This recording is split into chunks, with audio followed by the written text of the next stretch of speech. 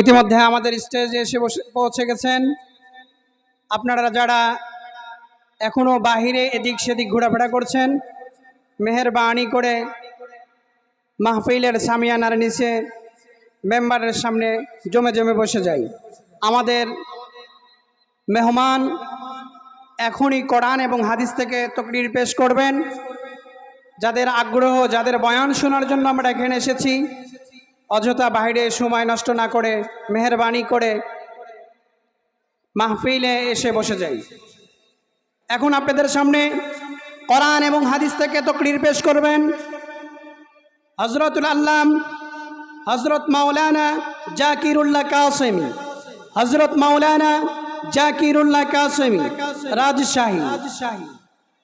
হযরতকে তার গুরুত্বপূর্ণ তাকরীর পেশ করার জন্য সবিনয় অনুরোধ জ্ঞাপন করছি।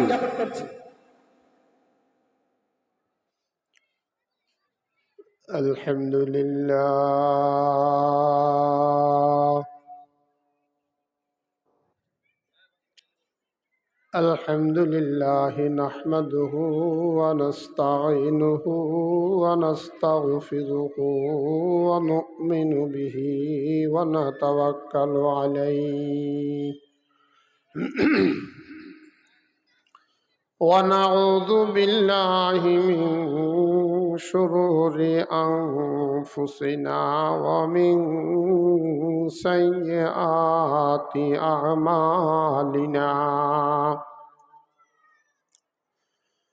من يهده الله فلا مضل له ومن يضلل فلا هادي له. ونشهد أن لا إله إلا الله وحده لا شريك له. ونشهد أن سيدنا وسندنا وحبيبنا وحبيب ربنا وطبيبنا وطبيب قلوبنا ومولانا محمد أرسله بالحق بشيرا ونذيرا وداعيا إلى الله بإذنه وسراجا وقمرا منيرا. أما بعد فأعوذ بالله من الشيطان الرجيم. بسم الله الرحمن الرحيم.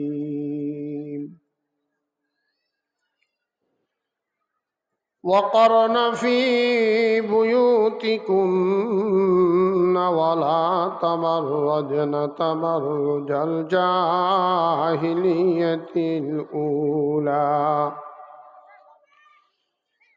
وأقمنا الصلاة وآتينا الزكاة وأطعنا الله ورسوله إنما يريد الله ليذهب عنكم الرجس أهل البيت ويطهركم تطهيرا.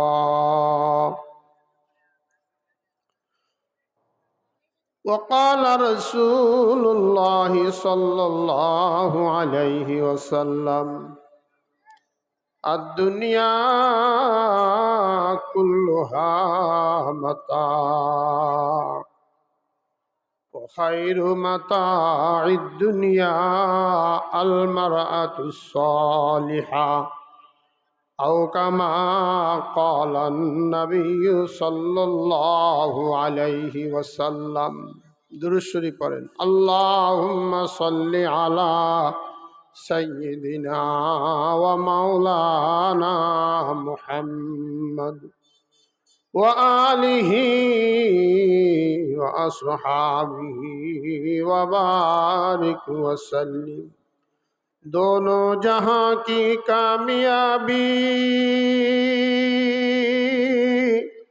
गर तुझे दरकार है उनके दामन थाम लो जिनके मोहम्मद नाम है अल्लाहुम्मा सल्लि अला सय्यिदिना व मौलाना मुहम्मद व आलिहि व अस्हाबिहि व बारिक वसल्लिम। मौत जिस दिन आ गई है दुनिया की दौलत क्या होगी रूह बदन से उड़ जाएगी मुर्दा की हालत क्या होगी ला इलाहा इल्लल्लाह সকলে পড়েন লা ইলাহা ইল্লাল্লাহ মোহব্বতের সাথে লা ইলাহা ইল্লাল্লাহ লা ইলাহা ইল্লাল্লাহ আসমানে বলে ইল্লাল্লাহ জমি বলে ইল্লাল্লাহ লা ইলাহা ইল্লাল্লাহ লা ইলাহা ইল্লাল্লাহু মুহাম্মাদুর রাসূলুল্লাহ সাল্লাল্লাহু আলাইহি ওয়াসাল্লাম। আলহামদুলিল্লাহ। মাদারগঞ্জ মদিনাতুল উলুম কওমি মাদ্রাসা পণ্ডিতপাড়া বালিজুরি, আল্লাহ রব্বুল ইজ্জত আমাদেরকে এই জামালপুর ডিস্ট্রিক্ট মাদারগঞ্জ মদিনাতুল উলুম কওমি মাদ্রাসার বাৎসরিক ওয়াজ ও মাহফিলের মধ্যে আসার এবং বসার, কিছু ওলামায়ে কেরামের মুখ থেকে কথা শোনার তৌফিক দান করছেন। এজন্য আমরা সকলে অন্তরের অন্তরস্থল থেকে মালিকের দরবারে, খালেকের দরবারে, মুনিবের দরবারে শুকর আদায় করি, বলি আলহামদুলিল্লাহ। শুকরে নেয়ামত নেয়ামতে হা আফজু কুনাদ কুফরে নেয়ামত নেয়ামত হারা কম কুনাদ। আল্লাহর আরেফ বলেন, বান্দা যখন তুমি নেয়ামত পেয়ে শুকর আদায় করবে তো আল্লাহ তাআলা তোমার জন্য নেয়ামত আরো বৃদ্ধি করে দিবে। এই জন্য যখনই আমরা কোনো ভালো কাজ করার তৌফিক আল্লাহ আমাদেরকে দেন তখন আমরা আল্লাহর শুকর আদায় করি। শুকরের দ্বারা নেয়ামত বেড়ে যায়। আমি খুতবায়ে মাসনুনার পর আল্লাহ তাআলার কালাম, নির্ভুল কালাম, নিঃসন্দেহে কালাম, কোরআন হাকিম সূরাতুল আহজাবের একটা আয়াত আপনাদের সামনে পড়ছি। আল্লাহ রাব্বুল ইজ্জত আয়াতে কারিমের মধ্যে আমার মা বোনদেরকে সম্পর্কে কিছু কথা বলছেন। পুরুষের কাজ হলো ঘরের বাহিরে আর মা বোনদের কাজ হলো ঘরের ভিতরে। এই জন্য আল্লাহ তাআলা বলেন, নারী জাতি তোমরা ঘরের মধ্যে থাকবে। ঘর নারী জাতির জন্য নিরাপদ। কি বলেন, ঠিক না বেঠি? ঘর নারী জাতিদের জন্য, মা বোনদের জন্য নিরাপদ। আল্লাহ বলেন, ওয়াকরনা ফি বুয়ুতিকুন্না, নারী জাতি তোমরা ঘরের মধ্যে থাকো। ঘর থেকে যখন তোমরা বাহির হইবা, তোমরা জাহিলি যুগের নারীদের নেই বাহির হইও না। বেপর্দা হইয়া, বেহায়াপনা হইয়া, উলঙ্গ হইয়া তোমরা বাহির হইও না। তোমরা যখন ঘর থেকে বাহির হইবা পর্দার সাথে বাহির হও, আদাবের সাথে বাহির হও, পর্দা পুশিসের সাথে বাহির হও। তোমার মাথা তুমি ডেকে বাহির হও, চেহারা ডেকে বাহির হও, পুরার শরীরটা ডেকে তুমি বাহির হও। এটা হলো তোমার জন্য ইজ্জত আর সম্মান। কি বলেন? এটা মা বোনদের জন্য ইজ্জত আর সম্মান। ঘরের মধ্যে থাকলে ঘর নিরাপদ, দরকার ছাড়া ঘরে বাইর হওয়া যাবে না। শ্বশুর বাড়িতে যেতে হবে, বাবার বাড়িতে যেতে হবে, ডাক্তারের কাছে যেতে হবে, জমি রেজিস্ট্রি করার জন্য যেতে হবে, তখন তোমরা পর্দার সাথে বাইর হও, পর্দার সাথে বাইর। পর্দা এটা মা বোনদের জন্য, পুরুষের জন্য, সবার জন্য আল্লাহ পর্দাকে ফরজ করছে। ওয়াকিমনাস সালাতা ওয়া আতিনাস যাকাতা, মা বোন যখন তোমরা ঘরের মধ্যে থাকো, তোমরা নামাজ প্রতিষ্ঠিত করো, 5 ওয়াক্ত নামাজ পড়ো, আজানের পরে তোমরা ঘরের এক কোণার মধ্যে নামাজ পড়ো। মা বোনদের জন্য জামাত নাই, মা বোনদের জন্য ঈদের নামাজ নাই, মা বোনদের জন্য জুমার নামাজ নাই, মা বোনদের জন্য কবর জিয়ারত নাই, মা বোনদের জন্য জানাজার নামাজ নাই। তারা ঘরের মধ্যে পড়বে এক কোণার মধ্যে। জামাতের ফজিলত আল্লাহ তাআলা তাদেরকে দান করবে। এক হাদিসের মধ্যে মুহাম্মদুর রাসূলুল্লাহ সাল্লাল্লাহু আলাইহি ওয়াসাল্লাম হাদিসে ইরশাদ করেন, যে নারী 4টা কাজ করি ইহকাল ত্যাগ করবে। কয়টা কাজ? জোরে বলেন, কয় কাজ? 4 কাজ।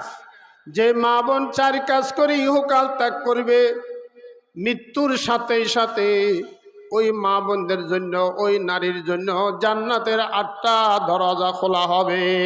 সুবহানাল্লাহ। একটু জোরে বলেন সুবহানাল্লাহ। লিল্লাহি তাকবীর। জোরে বলেন লিল্লাহি তাকবীর। याद हक दुनिया में सुबह शाम कर, याद हक दुनिया में सुबह शाम कर, जिसलिए आया है तू वो काम कर। सब समय আল্লাহর নাম মুখের মধ্যে রাখার চেষ্টা করবেন। আল্লাহর নাম যত বেশি নিবেন, যত বেশি আল্লাহর নামের জিকির করবেন, আপনার দিলের মধ্যে আল্লাহ তাআলা শান্তি দান করবেন। বলেন সুবহানাল্লাহ। আল্লাহ বিযিকিরিল্লাহি তাতমাইন্নুল কুলুব। ना दुनिया से ना दौलत से ना घर आबाद करने से, ना दुनिया से ना दौलत से ना घर आबाद करने से तसल्ली दिल को होती है खुदा को याद करने से। ला इलाहा इल्लल्लाह, সবাই পড়েন লা ইলাহা ইল্লাল্লাহ,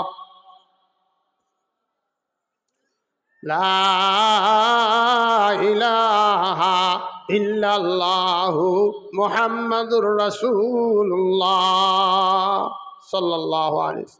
4টা কাজ নারী জাতির জন্য ফরজ। 1 নম্বর হলো 5 ওয়াক্ত নামাজ ঘরের মধ্যে পড়বে, সময় মতো পড়বে। আর যখন নামাজ পড়বে মাথার তালু থেকে নিয়ে পায়ের তালু পর্যন্ত পুরা ঢেকে রাখবে। নামাজের মধ্যে যাতে চুল দেখা না যায়, হাতের কোনো অঙ্গ প্রত্যঙ্গ যাতে দেখা না যায়, বড় একটা কাপড় দিয়া তারা ঢেকে তাদের কোণার মধ্যে, ঘরের এক কোণার মধ্যে নামাজ পড়বে। এটা ফরজ। পুরুষের উপর ফরজ, নারীদের উপর ফরজ। পুরুষ জামাতের সাথে মসজিদ আদায় করবে, আর মা বোন ঘরের কোণার মধ্যে আদায় করবে। পুরুষ মসজিদের মধ্যে জামাতের সাথে আদায় করবে। 40 দিন যদি কোনো পুরুষ তকবির উলার সাথে 40 দিন নামাজ পড়ে, 40 দিন নামাজ পড়ে তকবির উলার সাথে, আল্লাহর নবী মুহাম্মদ আরবি সাল্লাল্লাহু আলাইহি ওয়াসাল্লাম বলেন, ওই পুরুষের জন্য 2টা পুরস্কার। বলেন সুবহানাল্লাহ। ওই পুরুষের জন্য 2টা পরওয়ানা। একটা হলো মুনাফিকের থেকে তার নাম কাটা যাবে, 2 নম্বর হলো জাহান্নাম থেকে তার নাম কাটা যাবে। সুবহানাল্লাহ। قال رسول الله صلى الله عليه وسلم من صلى لله 40 يوما في جماعة كتب له براءتان، براءة من النار وبراءة من النفاق। এই জন্য আমার ভাইরা, যুবক ভাইরা, বুড়া বাবাজিরা, মসজিদের মধ্যে গিয়া জামাতের সাথে নামাজ পড়িবা। এই মসজিদের মধ্যে যে তুমি যাইবা, যে রাস্তা দিয়ে তুমি হেঁটে হেঁটে যাইবা প্রতি কদমে কদমে তোমার জন্য ফিরিস্তা নেকি লিখতে থাকবেন। সুবহানাল্লাহ। তুমি যে অজু করছো, অজুর সাথে তোমার গুনাহ সগীরা গুনাহ মাফ হইয়া যাবে। যখন তুমি নামাজ পড়বা, ওই নামাজের সাথে তোমার জীবনের যে সগীরা গুনাহ আছে, ছোটখাটো গুনাহ আছে, এই গুনাহগুলি আল্লাহ তাআলা মাফ করিয়া দিবেন। বলেন সুবহানাল্লাহ। এই নামাজ সবার উপরে ফরজ, সবার উপরে ফরজ।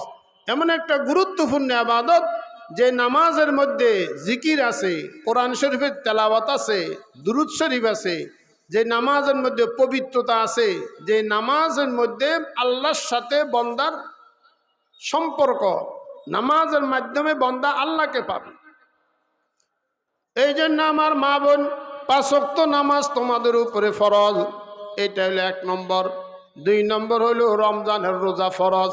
রমজানের রোজা এটা হলো ফরজ, রমজানের রোজা আদায় করিবা। 2 নম্বর নফল রোজার মধ্যে প্রতি মাস 3টা দিন রোজা করতে হয়, এটাকে বলে আইয়ামে বাইস। 13, 14, 15 প্রতি চাঁদের 13, 14, 15 তারিখ রোজা করা, এটা মুস্তাহাব সওয়াব। এই জন্য এই রোজা আমরা করতে পারি। নবী আলাইহিস সালাতু ওয়াস সালাম সপ্তাহে 2টা দিন রোজা করতেন, সোমবার আর বৃহস্পতিবার। এই জন্য মা বোন, সোমবার আর বৃহস্পতিবারের দিন যদি আল্লাহ তোমাকে তৌফিক দান করে, আমার বাবাজিরা যারা আল্লাহ তাআলা যাদেরকে তৌফিক দান করেন, এই 2 দিন রোজা করার চেষ্টা করবেন। একদিন যদি আপনি নফল রোজা করেন, একটা দিন যদি নফল রোজা করেন, আল্লাহর নবী বলেন একটা কাউয়া জন্মের পর থেকে সেই কাউয়া উড়া শুরু করলো, জন্মের পর থেকে কাউয়া উড়া শুরু করলো, মরণ পর্যন্ত যতটুকু পর্যন্ত সে দূরে যাবে, অতটুকু পর্যন্ত যে ব্যক্তি একদিন নফল রোজা আদায় করবে, জাহান্নাম তার থেকে দূরে সরবে। সুবহানাল্লাহ। এই জন্য নফল ইবাদত করতে হয়, ফরজের সাথে নফলও করতে হয়। ফরজের মধ্যে কোনো কমি হলে নফল দিয়ে এটা কি হবে? পূরণ করা হবে। আমার নবী 2 দিন রোজা করতেন। কেন রোজা করতেন? কিতাবের মধ্যে আছে 2 কারণে নবীজি রোজা করতেন। একটা কারণ হলো আমাদের আমলনামা আল্লাহর কাছে পৌঁছেন সোমবারের দিন, আমাদের আমলনামা আল্লাহর কাছে পৌঁছেন বৃহস্পতিবারের দিন। নবী আলাইহিস সালাতু ওয়াস সালামের মনের তামান্না, আমার আমল যখন আল্লাহর কাছে পৌঁছবে, সেই অবস্থা যাতে আমি রোজা অবস্থায় আমার আমল আল্লাহর কাছে পৌঁছে, এই জন্য নবীজি সোমবার আর বৃহস্পতিবার দিন রোজা করতেন। 2 নম্বর, নবীজি বলেন আমার জন্ম হলো সোমবার, জন্ম সোমবার, এই জন্য নবীজি সোমবারের দিন রোজা করতেন। এই জন্য আমার মা বোন, নফল রোজা আপনি করতে পারেন, এটা 2 নম্বর আমল। 3 নম্বর আমল হলো মা স্বামীর খেদমত। স্বামী এটা মা বোনদের জন্য গুরুত্বপূর্ণ জিনিস। সন্তানের জন্য গুরুত্বপূর্ণ হলো মা বাপ। সন্তান মা বাবার খেদমত করবে, আর স্ত্রী তার স্বামীর খেদমত করবে। স্বামী যখন ডাকে, রুটি তৈয়ার করতেছে, রুটি তৈয়ার করতেছে, অর্ধেক রুটি হয়েছে আর অর্ধেক এখন হয় নাই, তাওয়ার উপরে আছে, চুলার উপরে আছে, এমন সময় স্বামী ডাকলো। কিতাবের মধ্যে লেখে মা তুমি তোমার রুটি দেখে তুমি তোমার স্বামীর ডাকে সাড়া দাও। তোমার রুটি নষ্ট হোক, তোমার রুটি জ্বলিয়া যাক, তারপরও তোমার স্বামী যাতে কষ্ট না পায়। স্বামী বড় গুরুত্বপূর্ণ জিনিস।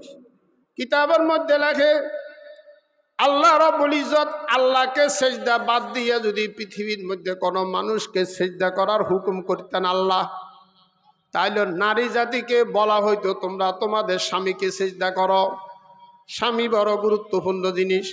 এই জন্য মা বোন, কিতাবের মধ্যে আছে যেই নারী তার স্বামীর সাথে ঝগড়া ফাসাদ করে, যেই নারী স্বামী যা কিছু নিয়ে আসে এটা তার পছন্দ হয় না, স্বামীর সাথে সবসময় দুর্ব্যবহার দেয়, স্বামীর সাথে ঝগড়া ফাসাদ করে, ওই ঘরের মধ্যে শান্তি আর রহমত আর বরকত আসবে না।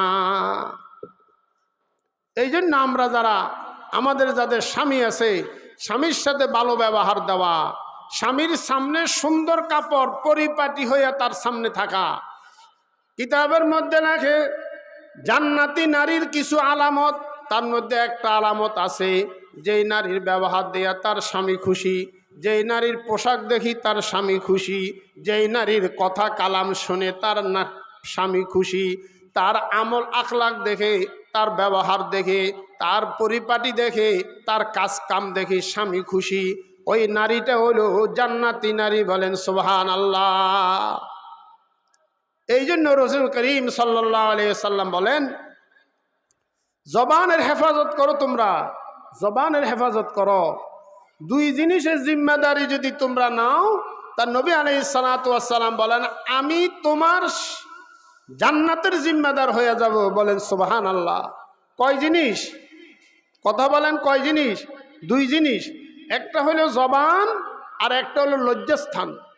বলেন, একটা হলো জবান আর একটা লজ্জাস্থান। জবানে গুনাহ বেশি হয়, জবানে গুনাহ বেশি হয়, জবানে মিথ্যা কথা হয়, কথা ঠিক নেবে ঠিক, জবানে গীবত হয়, জবানে ঝগড়া ফাসাদ হয়, জবানে চুগলখুরি হয়, জবানের মধ্যে মানুষ মারামারি কাটাকাটি করে। জবানের দ্বারা যত মামলা মোকদ্দমা আছে দেখবেন মানুষ জবানের দ্বারা এই সমস্ত মামলা মোকদ্দমা। এই জন্য জবানের হেফাজত করো। আল্লাহ নবীর হাদিস, ক্বালা রাসূলুল্লাহ সাল্লাল্লাহু আলাইহি ওয়াসাল্লাম, মা ইয়াজমান বাইনা লিহিয়াইহি ওয়া মা বাইনা রিজলাইহি আজমান লাহুল জান্নাহ।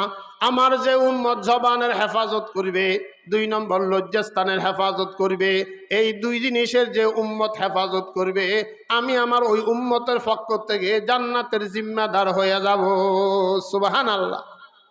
এই জন্য আমার মা বোন, কাহার সাথে ঝগড়া ফাসাদ করিও না, নিজের আখিরাত ক্ষতি হয়ে যাবে। শ্বশুর শাশুড়ির সাথে ঝগড়া ফাসাদ করিও না। তোমার শ্বশুর শাশুড়ি যদি বৃদ্ধ হয়, তাদের থেকে তুমি দোয়া নাও। তুমি যদি বুড়া বুড়ির থেকে দোয়া নিতে পারো, শ্বশুরের থেকে দোয়া নিতে পারো, শাশুড়ির থেকে দোয়া নিতে পারো, তোমার ঘরের মধ্যে তোমার ছেলের জন্য, তোমার মেয়ের জন্য, তোমার স্বামীর জন্য এটা বড় সুনসিব হবে, এটা বড় সুকিসমত হবে। তাদের দোয়ার বরকতে তুমি ভবিষ্যতে সুন্দর একটা ঘর, সুন্দর একটা পরিবার, ছেলে মেয়ে নিয়ে সুন্দরভাবে তুমি চলতে পারবে, থাকতে পারবে।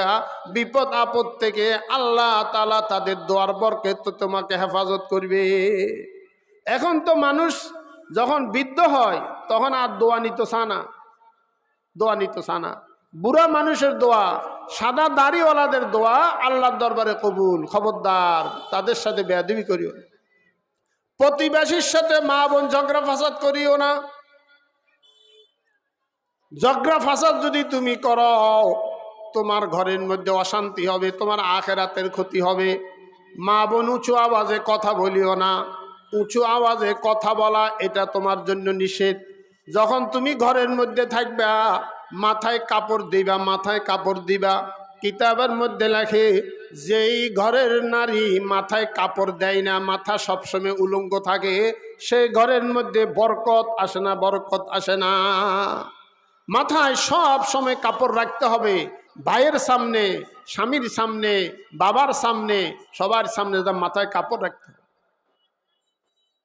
তো বলতেছিলাম, নবী আলাইহিস সালাতু ওয়াস সালাম হাদিসে ইরশাদ করেন, এক মহিলার ব্যাপারে আল্লাহর নবীর কাছে বিচার গেছে। কি বিচার?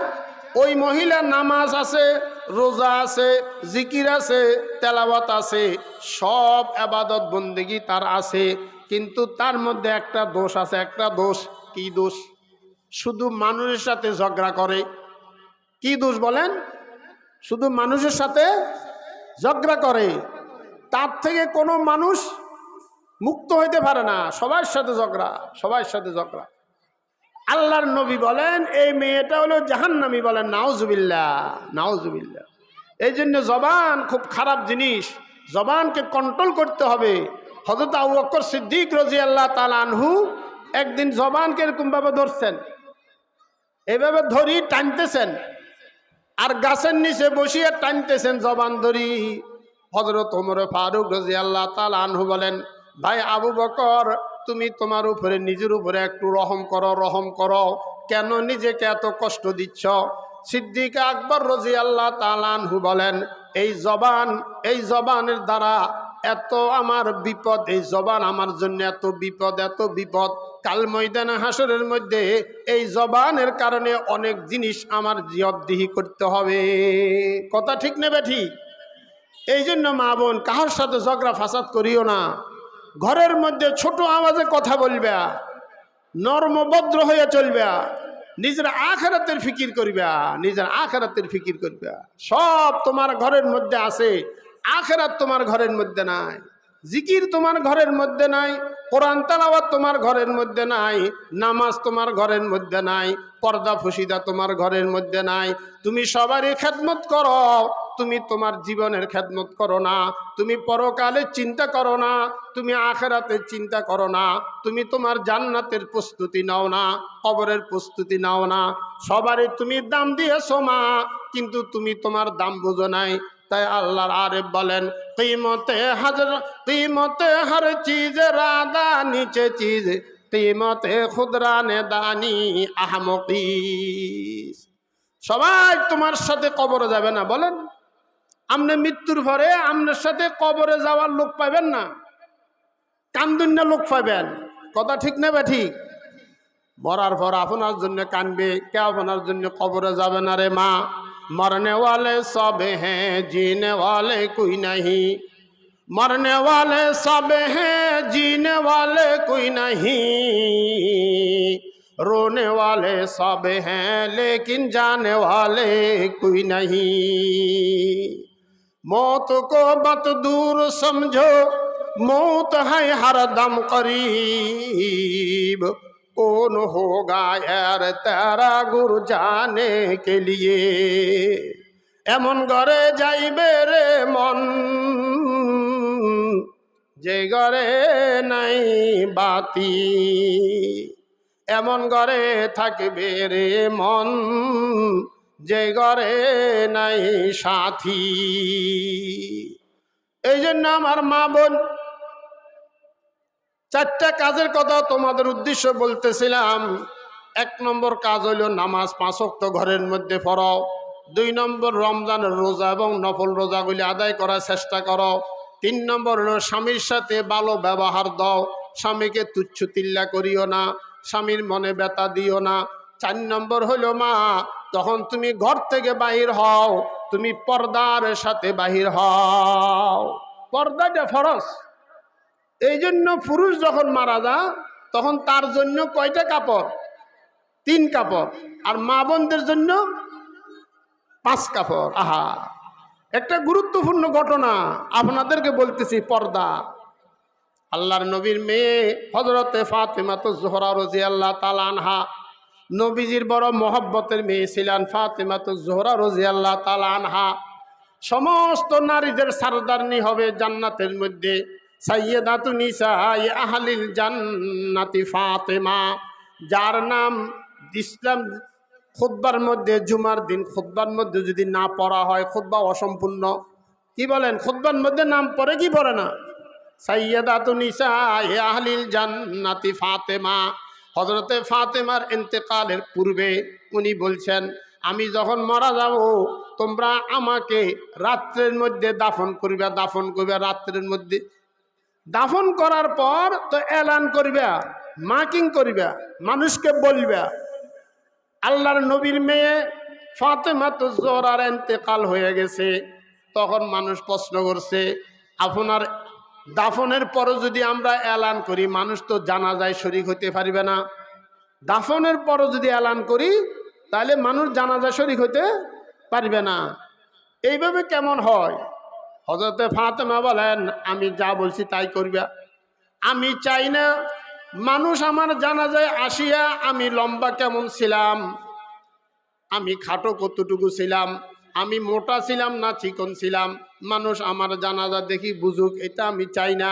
এই জন্য তোমরা দাফনের পরে মানুষকে বলবে সুবহানাল্লাহ। কত গুরুত্ব পর্দা, কত গুরুত্ব। আপনি দেখবেন ঘরের মধ্যে যেই জিনিসটা সবচাইতে বেশি দামি, আমাদের ঘরের মধ্যে দামি জিনিস কি বলেন? স্বর্ণ। কি বলেন? দামি জিনিস কি? এটাকে আমরা একেবারে এমন জায়গাতে রাখি কেউ জানে না। দামি জিনিস মানুষ গোপনে রাখে। এই জন্য নারী জাতি হলো দামি। নারী জাতির মাধ্যমে পৃথিবীর যত পুরুষ আছে দুনিয়াতে, সমস্ত পুরুষ নারী জাতিদের মাধ্যমে দুনিয়াতে আসছেন। নারী জাতি হইল দামি। যত আউলিয়া গাউস কুতুব পৃথিবীর মধ্যে আসছেন সবাই আম্মা জানের মাধ্যমে আসছেন।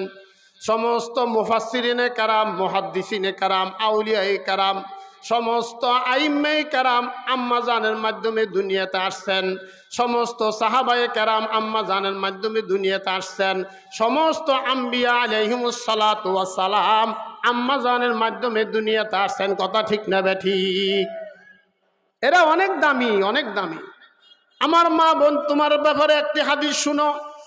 রসুল করিম সাল্লাল্লাহু আলাইহি ওয়াসাল্লাম বলেন, ইয়া রাসূলুল্লাহ, এই পৃথিবীতে সবচাইতে বেশি আমার কাছ থেকে কে সম্মান ইজ্জত পাবে? আল্লাহর নবীকে প্রশ্ন করছে, আমার কাছ থেকে সবচাইতে বেশি ইজ্জত সম্মান কে পাবে? আল্লাহর নবী বলেন, উম্মুকা, তোমার মা। দ্বিতীয়বার সাহাবী প্রশ্ন করছেন, ইয়া রাসূলুল্লাহ, এই পৃথিবীর মধ্যে সবচাইতে বেশি ইজ্জত আর সম্মান আমার কাছ থেকে কে পাবে? আল্লাহর নবী বলেন, উম্মুকা, তোমার মা। তৃতীয়বার প্রশ্নকারী প্রশ্ন করলেন, আল্লাহর নবী একই উত্তর দিলেন। তাহলে উম্মুকা কয়বার বললেন? তিনবার, তোমার মা। চতুর্থবার বললেন আবুকা, তোমার বাপ। তাহলে মার ইজ্জত সম্মান কম না বেশি? বেশি। আমার মা। আল্লাহর নবী বলেন, ক্বালা রাসূলুল্লাহ সাল্লাল্লাহু আলাইহি ওয়াসাল্লাম, আল জান্নাতু তাহতা আকদামি উম্মিহাত। মার পায়ের নিচে সন্তানের জান্নাত, সন্তানের জান্নাত। সন্তান যতই বড় হোক, সন্তান যতই শিক্ষিত হোক, সন্তান যত বড় আবেদ হোক, যত বড় জিকিরওয়ালা হোক, তাহাজ্জুদওয়ালা হোক, কোরআন তেলাওয়াতওয়ালা হোক, কিন্তু সন্তান যদি তার মাকে যদি কষ্ট দেয়, তার মাকে যদি খাবার যদি না দেয়, পরনের কাপড় যদি না দেয়, থাকার ব্যবস্থা যদি সুন্দর না করে, তার মাকে যদি সন্তান কষ্ট দিয়া যত বেশি বড় হোক না কেন, সেই জান্নাতে সহজভাবে ঢুকতে পারবে না। মা, আব্বাজান, আম্মাজানের পরে পৃথিবীর মধ্যে আল্লাহ এবং রসুলের পরে পৃথিবীর মধ্যে হইল মা বাবার স্থান। কার স্থান বলেন? মার স্থান। মা সবসময় সন্তানের জন্য কান্দে। পরের বাড়িতে যখন মেয়ে যা, তো মা কান্দে কি কান্দে না? বিদেশেতে যখন ছেলে যা, মা কান্দে কি কান্দে না? বিদেশেতে ছেলে গেলে মা কান্দে দিলে দিলে। বিদেশেতে ছেলে গেলে মা কান্দে দিলে দিলে। মার মতো দরদি আর কেহ নহে। পরের বাড়ি মেয়ে গেলে মা কান্দে দিলে দিলে।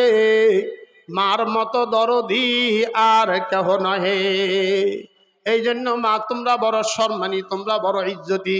তুমি যখন ঘর থেকে বাইর হইবা, পর্দার সাথে বাইর হইবা, তোমার চুলের সৌন্দর্য যাতে কেউ দেখতে না পা, চেহারার সৌন্দর্য যাতে কেউ দেখতে না পা, তোমার শরীরের সৌন্দর্য যাতে কেউ দেখতে না পা।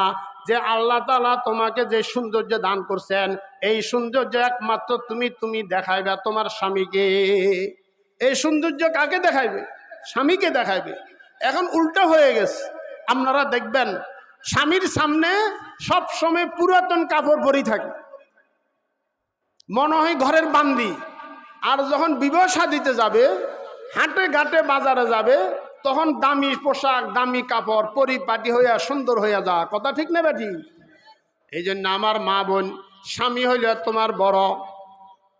তুমি তোমার স্বামীর সামনে সুন্দর কাপড় পরিবা, দামি কাপড় পরিবা, স্বামীর খেদমত করিবা, স্বামীর মন অনুযায়ী চলবা। স্বামী যদি বিদেশ থেকে আসে, এক গ্লাস ঠান্ডা পানি নিয়ে দাঁড়ায়া থাকবা, তাকে বাতাস করতে থাকবা। তোমার স্বামী চাকরির থেকে আসলো, দোকান থেকে আসলো, বাহিরের থেকে কাজ করে আসলো, তুমি ঘরের পেরেশানির কথা স্বামীর সামনে সাথে সাথে বলিও না, সাথে সাথে বলিও না। আগে তুমি তার খেদমত করো। গরমের দিনে ঠান্ডা পানি দাও, সম্ভব হলে এক গ্লাস শরবত দাও, একটা পাখা নিয়ে পাখা করো, তার খোঁজ খবর নাও। তুমি ঘরের সংসারের কথা, পেরেশানির কথা স্বামীর সামনে শুনিও না। মা, তুমিও জান্নাতি, তোমার স্বামীও জান্নাতি। এই দুনিয়াতে যাওয়ার পরে জান্নাতে আল্লাহ তাআলা এই স্বামী তুমি পেয়ে যাইবা, এই স্বামী, এই স্ত্রী পেয়ে যাবে। বলেন সুবহানাল্লাহ। তো আমার মা বোনদের জন্য জান্নাতের আমল সহজ তুলনামূলক পুরুষের। কেন? মা বোনদের তিন অবস্থা। এক অবস্থা হলো যতদিন বিবাহ শাদী না দেয় ততদিন আব্বা জানের দায়িত্ব। অতএব বিবাহের আগে তোমার কর্ম করতে হবে না, ঘর থেকে বাইর হওয়া লাগবে না, শিক্ষা ব্যবস্থা তোমার আব্বা করবে, কাপড়ের ব্যবস্থা তোমার আব্বা করবে, ওষুধের ব্যবস্থা তোমার আব্বা করবে, থাকার ব্যবস্থা তোমার আব্বা করবে। তুমি শুধু তোমার আব্বার নিয়ম অনুযায়ী কথা অনুযায়ী লেখাপড়া করিবা পর্দার সাথে, আর বাড়িতে 5 ওয়াক্ত নামাজ পড়িবা, সকাল সন্ধ্যা আল্লাহর জিকির করিবা, কোরআন শরীফ তেলাওয়াত করিবা, পর্দা পুশিদা মতো চলবা। যেদিন থেকে তোমার বিবাহ শাদী দিয়ে দিবে সেদিন থেকে ওই বোনের সব দায় দায়িত্ব হইল তার স্বামীর। কি বলেন? যেদিন বিবাহ শাদী দিয়ে দেয় সেদিন থেকে সব দায় দায়িত্ব কার? তোমার স্বামীর। ওষুধের ব্যবস্থা তোমার স্বামী করবে, পোশাকের ব্যবস্থা তোমার স্বামী করবে, ঘরের ব্যবস্থা তোমার স্বামী করবে, খাবারের ব্যবস্থা তোমার স্বামী করবে, যাবতীয় যা কিছু আছে সব কিছু শরীয়ত তোমার স্বামীর উপরে দায়িত্ব দিছে।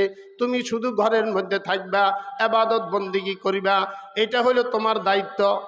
3 নম্বর, স্বামী যদি মারা যায়, স্বামী যখন মারা যাবে তখন ওই মাকে কে দেখবে বলেন? সন্তান দেখবে, সন্তান দেখবে। স্বামী যদি মারা যায় মাকে সন্তান দেখবে, খাবারের ব্যবস্থা সন্তান করবে, ওষুধের ব্যবস্থা সন্তান করবে, পোশাকের ব্যবস্থা সন্তান করবে, ঘরের ব্যবস্থা সন্তান করবে। তাহলে 3 সুরতের মধ্যে তাদের কোনো বাহিরে কোনো জিম্মাদারি আছে বলেন? কি বলেন? আছে? বাহিরের কোনো জিম্মাদারি নাই। তারপরও নবী আলাইহিস সালাতু ওয়াস সালাম আল্লাহ রসুল বলেন, আমি যখন মেরাজের রজনীতে জান্নাত আর জাহান্নাম দেখলাম, জান্নাতের মধ্যে বেশিরভাগ গরিব মানুষ। বলেন জান্নাতে কি? বেশিরভাগ গরিব মানুষ। গরিব দিনদার হইতে হবে। আমাদের মধ্যে তো অনেক গরিব আছে, নামাজও পড়ে না, জিকিরও নাই, তেলাওয়াতও নাই, কোনো কাজই করে না, খালি আমরা গরিব। আমরা গরিব কেমনে? আমরা আল্লাহ চোখ দিছে, আমরা আল্লাহ কিডনি দিছে, আল্লাহ তাআলা আপনাকে হার্ট দিছে, তাহলে আমরা গরিব কেমনে? এই জন্য নবী আলাইহিস সালাতু ওয়াস সালাম হাদিসে ইরশাদ করেন, বাবা গরিব হইলে কেউ কোনো সময় মন খারাপ করিও না। আল্লাহর নবী 3টা দোয়া করছেন। 3টা দোয়া করছেন। কয়টা দোয়া? 3টা দোয়া করছেন। আয় আল্লাহ, আমি যতদিন দুনিয়াতে বেশি থাকবো আমি যাতে গরিব অবস্থায় থাকি, এটা আল্লাহর নবী আল্লাহর কাছ থেকে দোয়া করে নিয়েছেন। 2 নম্বর আল্লাহর নবী দোয়া করছেন, আয় আল্লাহ, আমি যখন দুনিয়ার থেকে যাব, যেদিন আমার মৃত্যু হবে, আমি যাতে গরিব অবস্থায় মরি। 3 নম্বর আল্লাহর নবী দোয়া করছেন, আয় আল্লাহ, আমি যখন হাসর ময়দানে উঠবো আমি গরিবদের সাথে উঠবে। বলেন সুবহানাল্লাহ। আল্লাহুম্মা আহিয়িনি মিসকিনা ওয়া আমিতনি মিসকিনা ওয়া হাশুরনি ফি জুমরাতিল মাসাকিন। এই জন্য মা, তোমার স্বামী যদি গরিব হয়, তোমার সংসার যদি অভাবী হয়, তুমি কোনো সময় মন খারাপ করিও না, মন খারাপ করিও না। সমস্ত বুজুর্গানের দিন বেশিরভাগ গরিব ছিলেন। আম্বিয়া আলাইহিমুস সালাতু ওয়াস সালাম বেশিরভাগ গরিব ছিলেন। হযরতে ফাতেমাতুজ জোহরা, যিনি জান্নাতের মধ্যে সমস্ত নারীদের সরদারনি হবে, তিনার চুলার মধ্যে 1 দিন 2 দিন না 3 দিন যাবৎ কোনো চুলায় আগুন জ্বলে নাই। কেমন গরিব ছিলেন, কেমন গরিব ছিলেন। তা আমি বলতেছিলাম, আমার মা বোন, সন্তান জিকির করেন, লা ইলাহা ইল্লাল্লাহ, লা ইলাহা ইল্লাল্লাহ, লা ইলাহা ইল্লাল্লাহ, লা ইলাহা ইল্লাল্লাহ, লা ইলাহা ইল্লাল্লাহু মুহাম্মাদুর রাসূলুল্লাহ। ওনাদের জন্য জান্নাতের ইবাদত, জান্নাত রুজি রোজগার করা, জান্নাতের মালিক হওয়া পুরুষের তুলনায় নারীদের জন্য সহজ।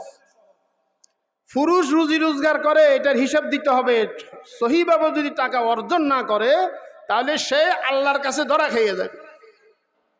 পুরুষ বাহিরে থাকে, বাহিরে গুনাহ বেশি, বাহিরে অপরাধ বেশি, বাহিরে মানুষের কাছে মানুষ অপরাধ থাকে, জুলুম থাকে, অত্যাচার থাকে, কিন্তু ঘরের মধ্যে কোনো অপরাধ নাই। তো নবী আলাইহিস সালাতু ওয়াস সালাম জান্নাতে যখন গেছেন মেরাজের রজনীর মধ্যে, গরিব মানুষকে বেশি দেখছেন জান্নাতে, আর যারা পয়সাওয়ালা বেশি ছিলেন এদেরকে ফিরিস্তা এক জায়গায় দাঁড়া করে রাখছেন, তোমরা হিসাব দাও তো জান্নাতে যাও। আর জাহান্নামে যখন আল্লাহর নবী গেলেন বেশিরভাগ নারীদেরকে জাহান্নামে দেখছেন, বলেন নাউজুবিল্লাহ নাউজুবিল্লাহ। বেশিরভাগ মা বোনদেরকে জাহান্নামের মধ্যে দেখছি। মা বোনদের মধ্যে জিদ বেশি, কথা ঠিক না বেশি? মা বোনদের মধ্যে অলসতা বেশি, মা বোন নাশুকরি হয় বেশি। কথায় কথায় এ ঘরে আমার শান্তি হবে না, এ ঘরে আমার শান্তি না, শুক্তি করা যাবে না। এই জন্য আমার মা বোন কিছু আমল আপনাদের উদ্দেশ্য বলি যাইতেছি। এই আমলগুলি যদি করতে থাকো মৃত্যু পর্যন্ত, তোমার সামনের মৃত্যুর পরে যে সমস্ত ঘাটিগুলি আসবে এগুলির মধ্যে তুমি নিরাপদের সাথে সুন্দরভাবে তুমি চলে যাইতে পারবা। এক নম্বর আমল হলো মা, তুমি যখন ঘরের মধ্যে থাকো সব সময় জিকির তুমি তোমার জবানের মধ্যে রাখবা। তুমি তোমার ছেলেকে কোলে রেখেছ, বসে বসে আল্লাহর জিকির করো। তোমার ছেলেকে দুধ দিচ্ছ, বসে বসে তুমি আল্লাহর জিকির করো। তুমি আগুন দিচ্ছ চুলার মধ্যে, বসে বসে তুমি আল্লাহর জিকির করো। তুমি ঘর ঝাড়ু দিতেছ, বসে বসে আল্লাহর জিকির করো। তুমি দরওয়াজা জানালা ঘরের বন্ধ করতেছ, বসে বসে তুমি আল্লাহর জিকির করো। মা তুমি বিছনায় শুয়ে আসো, ঘুম আসতেছে না, তুমি বসে বসে আল্লাহর জিকির করো। এই জন্য 7টা জিকিরের কথা আপনাদের সবার উদ্দেশ্য বলতেছি। এই 7টা জিকির আপনি সবসময় করবেন। 7টা জিকির মা বোন সবসময় করার চেষ্টা করবা।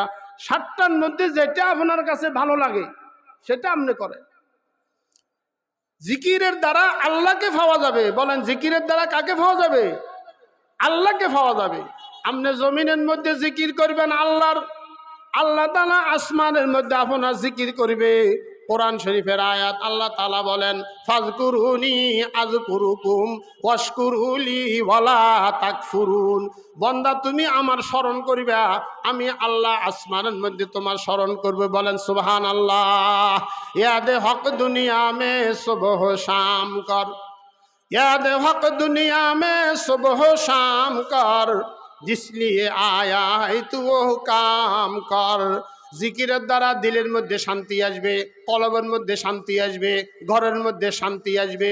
বিপদ আপদ থেকে আল্লাহ তাআলা আমাদেরকে হেফাজত করবে। না দুনিয়া से ना दौलत से ना घर आबाद करने से, ना दुनिया से ना दौलत से ना घर आबाद करने से, तसल्ली दिल को होती है खुदा को याद करने से।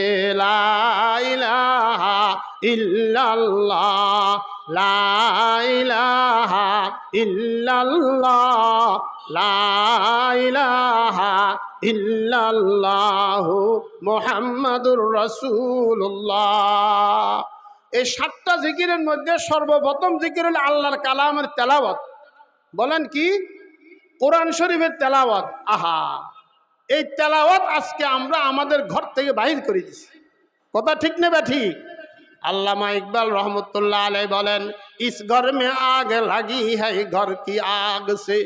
আমার মা বোন যারা কোরআন তেলাওয়াত করতে পারো, আমার বাবাজিরা যারা সামনে বসে আছো যারা কোরআন শরীফ তেলাওয়াত করতে পারো, তোমাদের কাছে আমার একটু আবদার, বাবা তুমি 24 ঘন্টার মধ্যে 1টা ঘন্টা আল্লাহর কালামের তেলাওয়াতের জন্য রাজি হও। 1টা ঘন্টা কোরআন শরীফ তেলাওয়াত করা মানে আল্লাহর সাথে কথা বলা। যে কোরআন তুমি তেলাওয়াত করবা তখন তোমাকে মাটির মধ্যে রাখবে, বিসমিল্লাহি ওয়া আলা মিল্লাতি রাসূলিল্লাহ বলিয়া কবরে রাখবে। তোমার মাথার দিকে কোরআন তেলাওয়াত আসিয়া দাঁড়ায়া যাবে। 1 ঘন্টা রাজি কোরআন শরীফ তেলাওয়াতের জন্য। কে কে রাজি? হাত উঠাই দেখি। যারা তেলাওয়াত করতে পারেন রাজি, যারা তেলাওয়াত করতে পারেন ইনশাল্লাহ 1টা ঘন্টা সময় তেলাওয়াতের জন্য নিয়ত করা যায় না ইনশাল্লাহ? আয় আল্লাহ আমরা তেলাওয়াতের নিয়ত করছি, দয়া করি তুমি আমাদেরকে 1টা ঘন্টা সকাল সন্ধ্যা দিন রাত তোমার কোরআন তেলাওয়াত করার তৌফিক নসিব করো। 1টা ঘন্টা, 1টা ঘন্টা। যদি তুমি তেলাওয়াত না পারো মা, সূরা ফাতিহা পড়ো, সূরা ইখলাস পড়ো, সূরা ফাতিহা পড়ো, সূরা ইখলাস পড়ো। কুল হুয়াল্লাহু আহাদ আল্লাহুস সামাদ লাম ইয়ালিদ ওয়া লাম ইউলাদ ওয়া লাম ইয়াকুল লাহু কুফুয়ান আহাদ। 3বার যদি কেউ পড়ে 1 খতম কোরআনের সওয়াব তার আমলে যোগ হবে। বলেন সুবহানাল্লাহ। 30 বার যদি কেউ পড়ে 30 বার 10 খতম কোরআনের সওয়াব তার আমলের মধ্যে যোগ হবে, বলেন সুবহানাল্লাহ। 99 বার কেউ যদি পড়ে 99 বার সূরা ইখলাস 33 খতম কোরআনের সওয়াব তার আমলের মধ্যে যোগ হবে, বলেন সুবহানাল্লাহ। আরেকটা হাদিস শুনেন, আল্লাহর নবী বলেন কেউ যদি 10 বার সূরা ইখলাস পড়ে, কয়বার? 10 বার, তাহলে তার জন্য জান্নাতে একটা বালাখানা হবে। সুবহানাল্লাহ। কি হবে বলেন? একটা বালাখানা হবে, একটা বিল্ডিং হবে। একটা ইট হবে স্বর্ণের, আল্লাহ রসুল বলেন জাহাবুন মিন ফিদ্দাহ। একটা ইট হবে স্বর্ণের, আর একটা ইট হবে চাঁদির। দুইটা ইট একটা একটার সাথে লাগাইবে, এটা হবে মশকাম্বর, বলেন সুবহানাল্লাহ। সূরা ইখলাসের অনেক ফজিলত, এই জন্য যারা তেলাওয়াত করতে পারেন না তাদের উদ্দেশ্য 3 কথা। কয় কথা বলেন? 3 কথা। 1 নম্বরের মাধ্যমে তুমি তেলাওয়াত যদি করতে না পারো, অজু করি কোরআন শরীফ তুমি হাত দিয়া ধরাও, 2 হাতে কোরআন শরীফ খোলাও, প্রত্যেকটা পৃষ্ঠার মধ্যে 15 লাইন 15 লাইন, প্রত্যেকটা লাইনের উপর তুমি তোমার আঙ্গুল দৌড়াও, এটা তোমার তেলাওয়াত। কিছুক্ষণ তুমি এরকম করলা, তারপরে কোরআন শরীফ বন্ধ করো, বন্ধ করে কোরআন শরীফকে তোমার বুকের সাথে লাগাও, কোরআন শরীফে চুমা খাও, কোরআন শরীফকে মাথার উপরে রাখাও। তুমি আফসোস করো, আফসোস করো, আমি দুনিয়াতে অনেক কিছু শিখেছি, আমার মতো হতভাগী আর কেউ নাই। আমি আল্লাহর কালাম, যেটা আল্লাহ আসমান থেকে জিবরাইলের মাধ্যমে আমাদের নবীর কাছে পাঠাইয়েছেন মানুষের হেদায়েতের জন্য, এই কালাম আমি পড়তে পারি না, এই কালাম আমি বুঝি না। আমার মতো হতভাগা, আমার মতো হতভাগী আর দুনিয়াতে কেউ নাই। নিজেকে নিজে ধিক্কার দাও, ধিক্কার দাও। এই জন্য আগেরকার আলেম, আগেরকার বুজুর্গরা নিজেরে নিজের ওয়াজ করতেন, বৈষ্ণু হাফেজ বত গুয়াম কে গুল তাজা নামি মানত, বৈষ্ণু হাফেজ বত গুয়াম কে গুল তাজা নামি মানদ, আগার মানদ সবে দিগার নামি মানদ। যারা কোরআন শরীফ তেলাওয়াত করতে পারেন না তাদের জন্য 1 নম্বর আমল। 2 নম্বর আমল হলো আপনি সূরা ইখলাস আর সূরা ফাতিহা পড়বেন। যে ব্যক্তি সূরা ইখলাস পড়বে এটার অনেক ফজিলত। আমি একটা ফজিলত আপনাদেরকে বলি। একটা ফজিলত হলো একজন সাহাবী ইন্তেকালের পর ওনার জানাজায় হযরত জিবরাইল আমিন, ওনার জানাজায় কে? কথা বলেন। জিবরাইল আমিন, আল্লাহর রসুল, তার সাথে সাথে জিবরাইল আমিনের সাথে 70,000 রহমতের ফেরেশতা। সুবহানাল্লাহ বলবেন না? কত হাজার রহমতের ফেরেশতা? 70,000 রহমতের ফেরেশতা আসমান থেকে জিবরাইল আমিনের সাথে আসছে আল্লাহর নবীর দরবারে। আল্লাহর নবীও জানাজায় যাইতেছেন, হযরত জিবরাইল আমিনও জানাজায় যাইতেছেন, 70,000 ফেরেশতা জানাজায় উপস্থিত। আল্লাহর নবী জিজ্ঞাসা করে, ভাই জিবরাইল, আমার এই সাহাবীর কি আমল? সাহাবীর নামটা শুনুন। সাহাবীর নাম হলো মুআজ ইবনে মুআজ। কি নাম বললাম? মুআজ ইবনে মুআজ। আমার এই সাহাবীর কি আমল?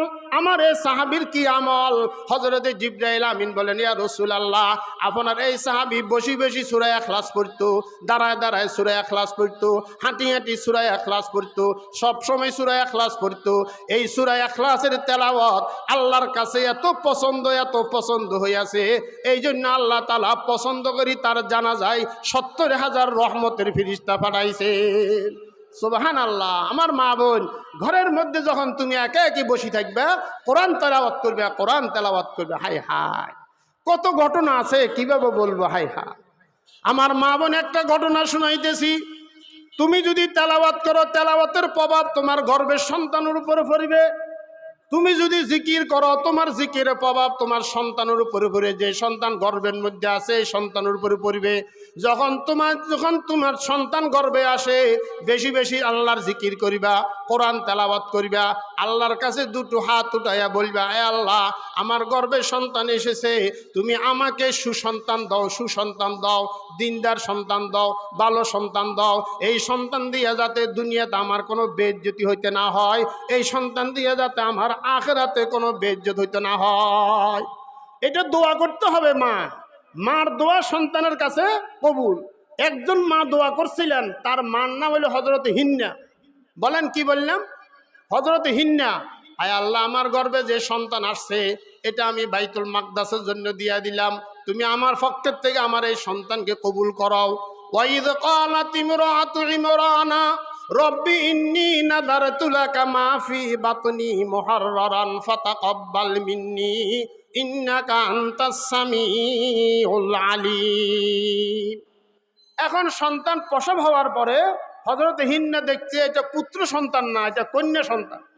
তা আল্লাহকে বলে, আল্লাহ এই কন্যা সন্তান বাইতুল মাকদাসের আজানও কিভাবে দিবে, খেদমতও কিভাবে করবে, ঘর কিভাবে পরিষ্কার করবে? পুত্র সন্তান তো তুমি দাও নাই, তুমি কন্যা সন্তান দিস। আমার আল্লাহ বলে, এরে হিন্না, এমন একটা সন্তান তোমাকে আমি দিয়েছি, যদিও ছেলে না, এটা মেয়ে। বর্তমান যুগে যত পুত্র সন্তান আছে সব পুত্র সন্তানকে এক পাল্লায় দাও, আর আমি যে কন্যা সন্তান তোমার গর্ভে দিছি, তোমাকে মা বানাইছি, তোমার এই কন্যা সন্তানকে অপর পাল্লায় দাও। সব পুত্র সন্তানের চেয়ে কন্যা সন্তানের দাম আমার আল্লাহর কাছে বাড়ি যাবে। এই সন্তান ছিল হযরত মরিয়ম। আল্লাহ তাআলা হযরত মরিয়মের আম্মা জানের দোয়া কবুল করছেন। হযরত মরিয়মকে একদিন ঘরের মধ্যে রাখিয়া ওনার খালু হযরত জাকারিয়া আলাইহিস সালাতু ওয়াস সালাম দাওয়াতের কাজে চলিয়ে গেছেন, ঘরে তালা লাগানো। হঠাৎ 3 দিন পরে মনে হয়েছে, আহা, আমি তো মরিয়মকে ঘরের মধ্যে রেখে চলে আসছি। 3 দিন পরে মনে হয়েছে, 3 দিন পরে চিন্তা করছে, মেয়ে তো মনে না খায়া না দায়া মরি যাইছে। 3 দিন পরে যখন দরওয়াজা খুলে ঘরের, তখন দেখতেছে হযরত মরিয়মের সামনে সুন্দর সুন্দর খাবার, সুবহানাল্লাহ, সুন্দর সুন্দর ফল। হযরতে মরিয়মকে হযরতে জাকারিয়া আলাইহিস সালাতু ওয়াস সালাম জিজ্ঞাসা করছে, ইয়া মারিয়াম আন্না লাকি হাদা, মরিয়ম এই খাবার তুমি কোথা থেকে পেয়েছ? হযরত মরিয়ম বলেন, ক্বালাত হুয়া মিন ইনদিল্লাহ, আল্লাহ তাআলা জান্নাতের থেকে আমার জন্য খাবার পাঠাইছেন। সুবহানাল্লাহ, সুবহানাল্লাহ। এই মরিয়মের কোনো বিবাহ শাদী হয় নাই, সন্তান হয়েছে। সেই সন্তান হইল হযরতে ঈসা আলাইহিস সালাতু ওয়াস সালাম। তো হযরত মরিয়ম আল্লাহকে বলে, আল্লাহ আমি মরিয়ে যাই, আমি মৃত্যুবরণ করি। কেন? মানুষ আমাকে বলবে তোমার বিবাহ শাদী হয় নাই, তুমি কোথায় সন্তান পাইলা? নিশ্চয় তুমি বেবিচারি কাজ করছো। আমার আম্মা ভালো ছিল, আমার আব্বা ভালো, আমি বেবিচারি কাজ করি, মানুষ বিভিন্ন ধরনের আমাকে খারাপ বলবে। ইয়া উখতে মারিয়াম, ইয়া উখতে হারুনা, মা কানা আবুকি ইমরাআ সাওইন ওয়া মা কানাত উম্মুকি বাগিয়া। আল্লাহ তাআলা হযরত মরিয়মকে বলেন, খেয়াল আসেনি, মনোযোগ আসেনি? আল্লাহ তাআলা হযরত মরিয়মকে বলেন, মরিয়ম, মন্ডল মাতাব্বর বিচারক যখন তোমার কাছে আসি বিভিন্ন ধরনের কথা বলবে, তোমার নবজাত শিশু তোমার কোলের মধ্যে আছে, 1-2 দিনের শিশু, তুমি তোমার শিশুর দিকে ইশারা করিবা, তোমরা আমার ছেলের সাথে কথা বলো, আমার ছেলের সাথে কথা বলো। হযরত মরিয়ম ইশারা করলেন, ফাশারাত ইলাইহি, তখন মন্ডল মাতাব্বর বিচারকরা বলল, এই নবজাত শিশুর সাথে আমরা কিভাবে কথা বলবো? ক্বালু কাইফা নুকাল্লিমু মান কানা ফিল মাহদি সাবিয়্যা। এই কথা বলার পরে সাথে সাথে এই নবজাত শিশু কথা শুরু করিয়ে দিয়েছেন। আল্লাহু আকবার, জোরে বলেন না আল্লাহু আকবার। হযরতে ঈসা আলাইহিস সালাতু ওয়াস সালাম বলেন, ইন্নী আব্দুল্লাহ, আমি আল্লাহর বান্দা, আতানি আল কিতাব, আল্লাহ তাআলা কিতাব দিয়ে দুনিয়াতে আমাকে পাঠাইছেন, ওয়া জাআলানি নাবিয়্যা, আমি নবী হিসেবে দুনিয়াতে আসব। আমার আম্মাজান কোনো বেবিচারি কাজ করে নাই, আমার আম্মাজান কোনো খারাপ কিছু কাজ করে নাই। তোমরা আমার আম্মাজানের উপরও কোনো ধরনের মিথ্যা অপবাদ দিও না। এটা মার দোয়ার বরকত, মার দোয়ার বরকত। এই জন্য আমার মা বোন সন্তানের জন্য দোয়া করিবেন, যখন সন্তান গর্ভে আসে বেশি বেশি কোরআন তেলাওয়াত করিবেন। এই কোরআন তেলাওয়াতের প্রভাব সন্তানের উপরে পড়বে। হযরত আব্দুল কাদের জিলানী রহমতুল্লাহ আলাইহির ঘটনা কিতাবের মধ্যে আছে। মাদ্রাসায় ওনাকে নিয়ে ভর্তি করাইছেন ওনার আম্মা, উনি ছোটবেলা এতিম ছিলেন। তো যেদিন ওনাকে ভর্তি করাইছেন, ওনার আম্মা ওনাকে সবক দেন, তুমি এই সূরা ফাতিহা করি আসো। 2 মিনিট পর আব্দুল কাদের শিশু বাচ্চা হুজুরকে বলে, হুজুর এই সূরা আমার মুখস্থ আছে, কেবল তোমাকে ভর্তি করাইলো, আজকে আমি প্রথম সবক দিলাম, কোথায় মুখস্থ করছি? আমার মা বোন খেয়াল করিয়া শুনেন, হযরত আব্দুল কাদের জিলানী বলেন, শুধু এই সূরা না, সূরা ফাতিহা মুখস্থ, সূরা বাকারা মুখস্থ, সূরা আলে ইমরান মুখস্থ, সূরা নিসা মুখস্থ, সূরা মাইদা মুখস্থ, সূরা আনআম মুখস্থ, সূরা আরাব মুখস্থ, সূরা আনফাল মুখস্থ, সূরা তওবা মুখস্থ। এরকমভাবে 18 পারা পর্যন্ত কোরআন শরীফের আমার সূরাগুলি মুখস্থ আছে। বলেন সুবহানাল্লাহ। কত পারা? 18 পারা। ওলামায়ে কেরাম কিতাবের মধ্যে লেখে, বাবা মা এত বেশি তেলাওয়াত করছেন, এত বেশি তেলাওয়াত করছেন, যখন কোলে নিছেন তখন তেলাওয়াত করতেন, যখন দুধ খাওয়াইছেন তখন তেলাওয়াত করতেন। এত বেশি তেলাওয়াত করছেন আব্দুল কাদের জিলানীর আম্মাজান, ওই তেলাওয়াতকৃত আয়াত আল্লাহ তাআলা তার জেহেনের মধ্যে বসাই দিয়েছেন। সুবহানাল্লাহ। এরকম মা পাওয়া যাবে নি? হায় হায়। আজকে ওনারাদের কাজ হলো 3টা। মা বোনদের কাজ কটা? বলেন কটা? 3টা। পাকশাক করিবে আর নিজেকে শুধু সাজাইবে, নিজের ঘর সাজাইবে আর নিজেকে সাজাইবে। 1 নম্বর পাক করবে, খাবে, নিজের ঘর সাজাইবে আর মাথার তালুর থেকে নিজের পায়ের তালু করে নিজেকে সাজাইবে। এই 2 নম্বর কাজ। আর 3 নম্বর কাজ হলে সময় ফেলে বিভিন্ন বাড়িতে বেড়াইবে আর গল্প গুজব করবে, আর হয়তোবা হাটে ঘাটে যাইয়া বেড়াইবে আর গল্প গুজব করবে। বস এই কাম। কথা ঠিক না ব্যাঠি? এই জন্য আমার মা, তোমার মরতে হবে রে মা। তুমি তোমার কবরকে স্মরণ করো, তুমি তোমার আখিরাতকে স্মরণ করো রে মা। যখন তোমাকে কবর থেকে, যখন তোমার মৃত্যুর পরে, তখন তোমাকে খাটিয়ার উপরে রাখবে রে বাবা। একটা হাদিস আপনাদেরকে শুনে যাইতেছি বাবা, বুখারী শরীফের হাদিস, 1314 নম্বর হাদিস, 1314 নম্বর হাদিস। যত মইয়ত কবরতে মইয়তকে খাটিয়ার উপর রাখা হয়, যত মইয়তকে খাটিয়ার উপর রাখা হয়, যখন জানাজার পরে আমরা কান্দে করি, কোথায় নিয়ে যায়? কোথায় নিয়ে যায়? কবরস্থানে।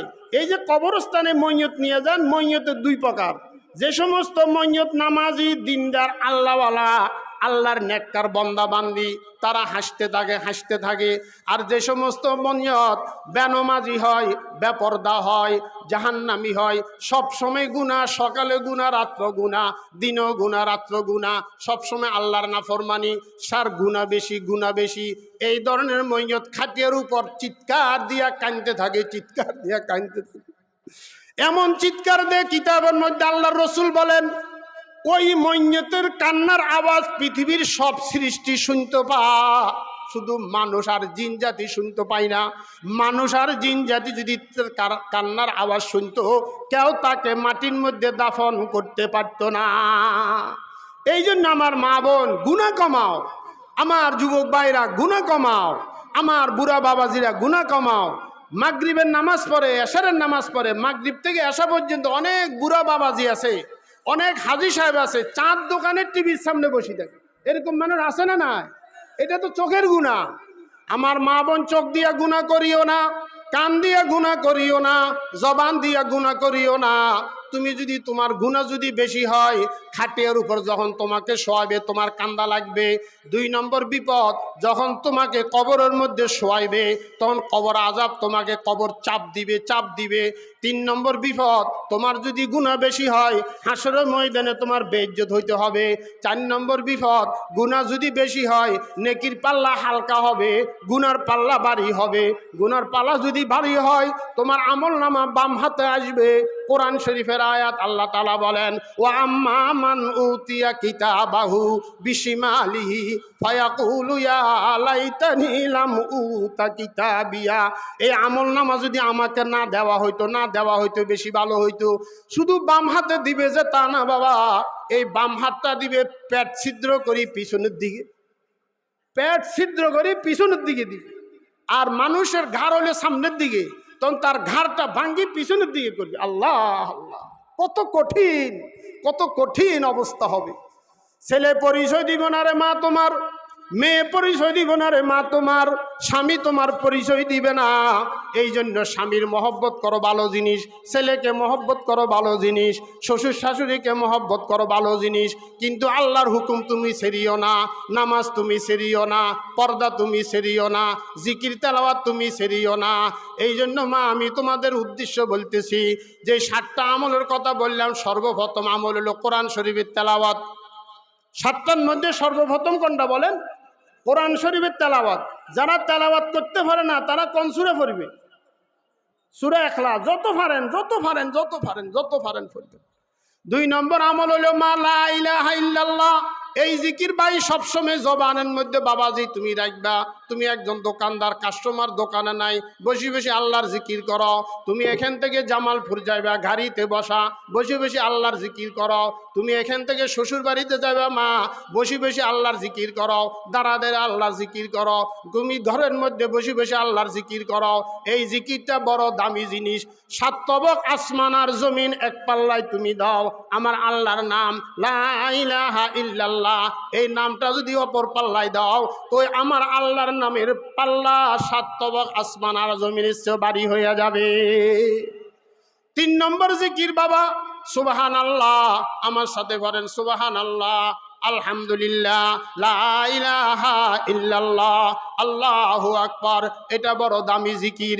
আল্লাহ তাআলা বলে বান্দা, মাল তোমার জন্য সৌন্দর্য, সন্তান তোমার দুনিয়ার সৌন্দর্য। মাল আর সন্তান হলো দুনিয়ার সৌন্দর্য, আর আল্লাহর জিকির এটা আল্লাহর কাছে থাকবে, এটা হলো আখিরাতের সৌন্দর্য। কোরআন শরীফের আয়াত আল্লাহ বলেন, আল মালু আল বানুনা জিনাতুল হায়াতিদ দুনিয়া। মাল এবং সন্তান হলো দুনিয়ার সৌন্দর্য। ওয়াল বাকিয়াতুস সালিহাত, আর বাকিয়াতুস সালিহাত খায়রুন, খায়র মানে উত্তম, ইনদা রব্বিকা, তোমার রবের কাছে, আল্লাহর কাছে। বাকিয়াতুস সালিহাত উত্তম তোমার আল্লাহর কাছে। বাকিয়াতুস সালিহাত কি? এই যে কালিমা এখন পড়লাম এটা হলো বাকিয়াতুস সালিহাত। বুঝাইতে পারলাম? বাকিয়াতুস সালিহাত উত্তম আল্লাহর কাছে। বাকিয়াতুস সালিহাত কি?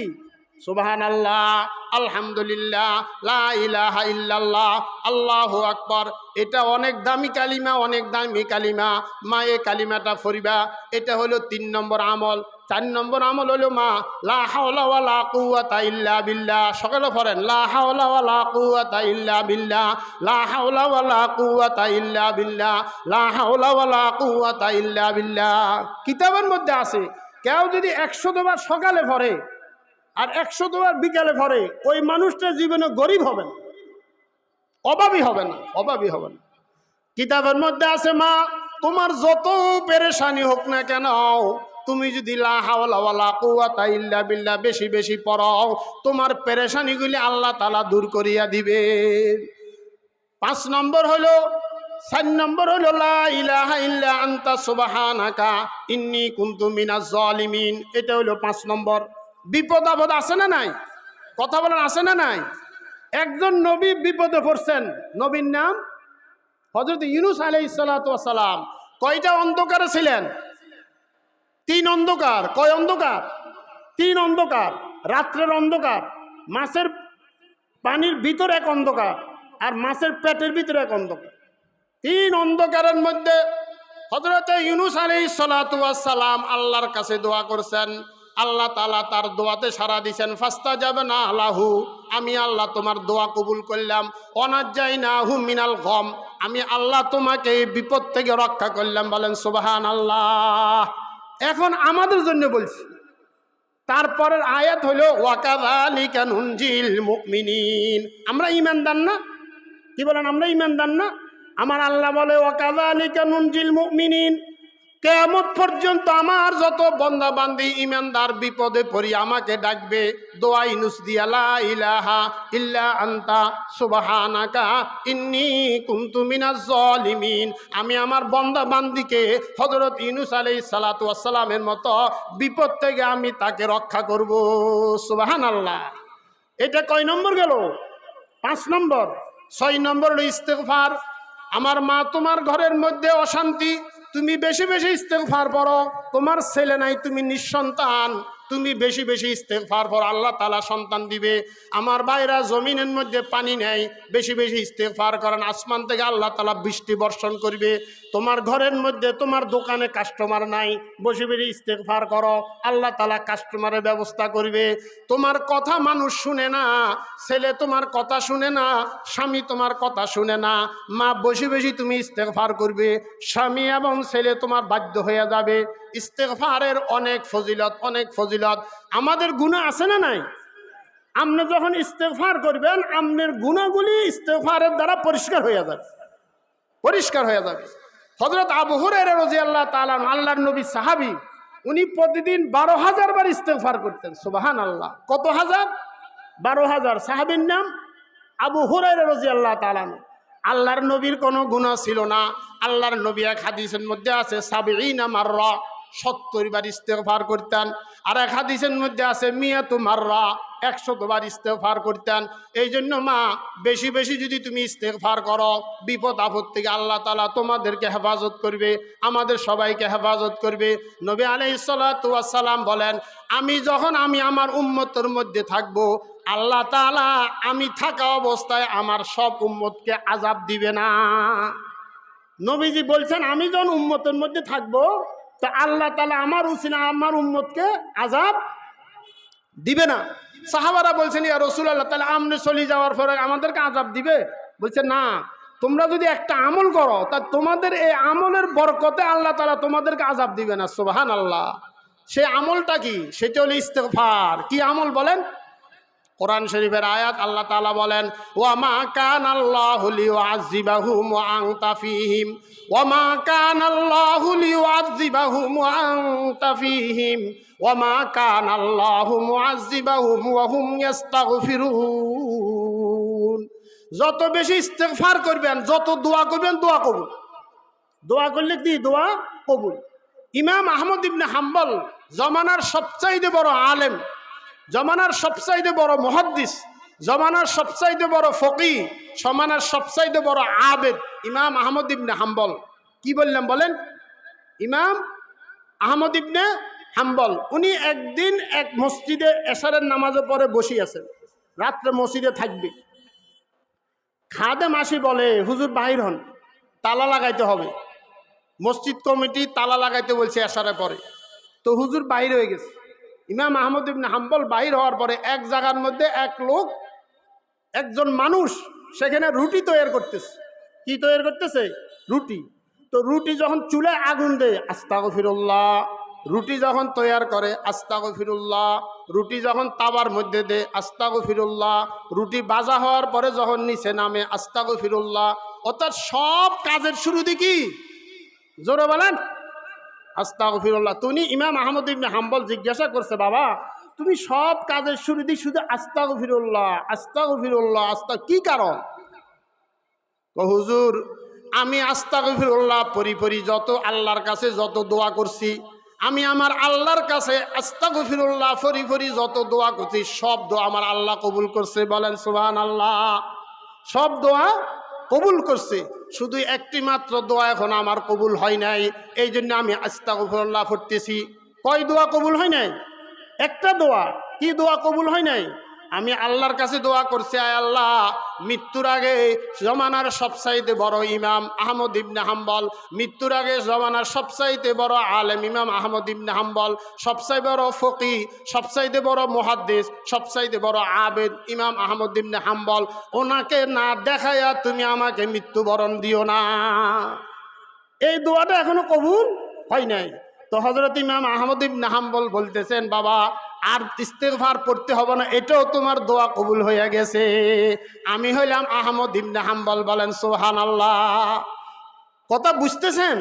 এই জন্য ইস্তেগফার আমরা বেশি বেশি করে পড়বো। কি ইস্তেগফার পড়বেন? আস্তাগফিরুল্লাহ আল্লাযী লা ইলাহা ইল্লা হুয়াল হাইয়ুল কাইয়্যুম আতুবু ইলাইহি, এটা একটা ইস্তেগফার। আস্তাগফিরুল্লাহ রাব্বি মিন কুল্লি যামবি ওয়া আতুবু ইলাইহি, এটা একটা ইস্তেগফার। আর একটা ইস্তেগফার আছে সাইয়্যিদুল ইস্তেগফার। সাইয়্যিদুল ইস্তেগফার, ইস্তেগফারের সর্দার। আমরা তো খেলোয়াড়ের সর্দার চিনি, গ্রামের সর্দার চিনি, আয় হায় পার্টির বড় নেতা চিনি, ইস্তেগফারের যে সর্দার ওগুলো আমরা জানি না। ইস্তেগফারের সর্দার আছে, আয়াতের সর্দার আছে, দিনের সর্দার আছে, ফিরিস্তাদের সর্দার আছে। ইস্তেগফারের সর্দার হলো আল্লাহুম্মা আনতা রাব্বি লা ইলাহা ইল্লা আনতা খালাকতানি ওয়া আনা আবদুক ওয়া আনা আলা আহদিক ওয়া ওয়াদিকা মাসতাতাতু আউযু বিকা মিন শাররি মা সানাতু আবু লাকা বিনিমাতিকা আলাইয়া আবু বিজামবি ফাগফিরলি ফাইন্নাহু লা ইয়াগফিরুয যুনুবা ইল্লা আনতা। এটা হলো ইস্তেগফারের সর্দার। মাদ্রাসার হুজুররা আছে, এদের কাছ থেকে লেখি নিবেন। এই ইস্তেগফার আপনি শোয়ার টাইমে যদি পড়েন, আপনার জীবনে সগীরা গুনাহ মাফ, সগীরা গুনাহ মাফ। এই জন্য আমার মা বোন, আমার ভাইরা শোয়ার বিছনায় যখন যাইবা কিছু আমল করিয়া ঘুমাইবা। গরু ছাগলের আমল নাই, হাঁস মুরগির আমল নাই, এ কবুতরের আমল নাই, আমল করিয়া শোয় না তারা, আমল ছাড়া শো। কিন্তু তাদের ঘুম আর আমার ঘুম যদি এক হয়, এটা তো সুন্দর না, কথা ঠিক না বে ঠিক? তাদের ঘুম আমার ঘুম এক হবে না। এই জন্য যখন আমরা বিছনায় যাব আয়াতুল কুরসি পড়িয়া ঘুমাইব। আয়াতুল কুরসি সমস্ত আয়াতের সরদার। আল্লাহু লা ইলাহা ইল্লা হুয়াল হাইয়ুল কাইয়্যুম লা তাখুযুহু সিনাতুন ওয়ালা নাওম লাহু মা ফিস সামাওয়াতি ওয়া মা ফিল আরদ মান যাল্লাযী ইয়াশফাউ ইনদাহু ইল্লা বিইজনি ইয়ালামু মা বাইনা আইদিহিম ওয়া মা খালফাহুম ওয়া লা ইউহিতুনা বিশাইইম মিন ইলমিহি ইল্লা বিমা শাআ ওয়াসি'a কুরসিয়্যুহুস সামাওয়াতি ওয়াল আরদ ওয়া লা ইয়াউদুহু হিফযুহুমা ওয়া হুয়াল আলিয়্যুল আযীম। এটা হলো সমস্ত ৬৬৬৬ আয়াতের সরদার। আর দিনের সরদার জুমার দিন। আমার মা বোন দিনের সরদার হলো জুমার দিন। জুমার দিন সূরা কাহাফ পড়িবা। যে সমস্ত ভাই কোরআন তেলাওয়াত করতে পারো জুমার দিন সূরা কাহাফ পড়িবা। যারা জুমার দিন সূরা কাহাফ পড়বে আল্লাহ তাআলা তার পায়ের থেকে নিয়ে আসমান পর্যন্ত তাকে নূরের মধ্যে রাখবে। বলেন সুবহানাল্লাহ। জুমার দিন আল্লাহর নবীর উপরে মা বোন বেশি বেশি দুরূদ শরীফ পড়িবা। কমাস কম ৩০০ বার, ৫০০ বার, ১০০০ বার দুরূদ শরীফ পড়িবা নবীর উপরে। ৩ নম্বর আমল হলো জুমার দিন আসরের নামাজ থেকে মাগরিব পর্যন্ত এই সময়ের মধ্যে দোয়া কবুল হয়। এই সময়ের মধ্যে জিকিরে থাকো, তেলাওয়াতে থাকো, দোয়া করতে থাকো। এটা হলো সমস্ত দিনের সরদার জুমার দিন। আর সমস্ত ফেরেশতাদের সরদার হযরত জিবরাইল আমিন। আর সমস্ত নবীদের সরদার আমাদের নবী মুহাম্মদুর রাসূলুল্লাহ সাল্লাল্লাহু আলাইহি ওয়াসাল্লাম। তো আমি 7টা আমলের কথা আপনাদেরকে বলছি, আর একবার আমি বলি যাইতেছি। 1 নম্বর কোরআন শরীফের তেলাওয়াত, 2 নম্বর লা ইলাহা ইল্লাল্লাহর জিকির, 3 নম্বর কালিমায়ে সুয়াম সুবহানাল্লাহ, আলহামদুলিল্লাহ, লা ইলাহা ইল্লাল্লাহ, আল্লাহু আকবার। 4 নম্বর হলো লা হাওলা ওয়ালা কুওয়াতা ইল্লা বিল্লাহ। 5 নম্বর হইল লা ইলাহা ইল্লা আনতা সুবহানাকা ইন্নী কুনতু মিনাজ জালিমিন। 6 নম্বর হইল ইস্তেগফার। 7 নম্বর হইল নবীর উপরে দুরূদ। একবার দুরূদ পড়ো 10টা গুনাহ মাফ, 10 বার দুরূদ পড়ো 100টা গুনাহ মাফ, 100 বার দুরূদ পড়ো 1000 গুনাহ মাফ হয়ে যাবে। জান্নাতে যাওয়া সহজ না কঠিন বলেন? কে করবে বলেন? কে করবে? শুধু ওয়াজ শুনে আমল নাই, আমল নাই। আমলের দরকার আছে না নাই? এই আয়াতে কারিমে আমার মা বোনদের উদ্দেশ্য বলতেছি, মা বোন ঘরের মধ্যে থাকো। ওয়াকারনা ফি বুয়ুতিকুন্না, তুমি ঘরের মধ্যে থাকো। ওয়ালা তাবাররাজনা তাবাররুজাল জাহিলিয়াতিল উলা, জাহিলি নারীদের ন্যায় ঘর থেকে তুমি বাইর হইও না। ওয়াকিমনাস সালাতা, মা বোন ঘরের মধ্যে নামাজ প্রতিষ্ঠিত করো। ওয়াতিনাজ যাকাতা, তোমার টাকা পয়সা স্বর্ণ অলংকার থাকলে তুমি যাকাত দাও। ওয়াতিনাল্লাহ ওয়া রাসূলাহু, মৃত্যু পর্যন্ত আল্লাহর রাসূলের অনুকরণ করো। বাস নিজের শরীরকে সুন্নত দিয়ে সাজাইবেন। সিবগাতাল্লাহ ওয়া মান আহসানু মিনাল্লাহি সিবগা, আল্লাহর রঙের চেয়ে সুন্দর রং আর কিছু আছে? খবরদার, নবীর সুন্নতের বিপরীত কোনো কাজ করবেন না, তাহলে জান্নাতে যাওয়া কঠিন হয়ে যাবে। খেলাফে পয়ম্বর কাছে রাগুজিদ কেহার গাছ বা মানজিল নাখা হাদ রসিদ। সুন্নত অনুযায়ী যদি আমল করো ইউহবিবুকুমুল্লাহ, আল্লাহ তাআলা তোমাদেরকে ভালোবাসবেন। 2 নম্বর লাভ হইল ওয়াগফির লাকুম যুনুবাকুম, আল্লাহ তাআলা আমাদের জীবনের গুনাহগুলি মাফ করিয়া দিবেন। 3 নম্বর লাভ হইল নবীর সাথে তোমার হাসর হবে। মান আহাব্বা সুন্নতি, আমার যে উম্মত আমার সুন্নতকে মহব্বত করলো, ফাকাদ আহাব্বানি, সে আমাকে মহব্বত করলো। ওয়া মান আহাব্বানি কানা মাই ফিল জান্নাহ, আজ আমাকে মহব্বত করলো হাসর ময়দানে সে আমার সাথে জান্নাতে থাকবে। বলেন সুবহানাল্লাহ। ওয়া আখির দাওয়ানা আলহামদুলিল্লাহ।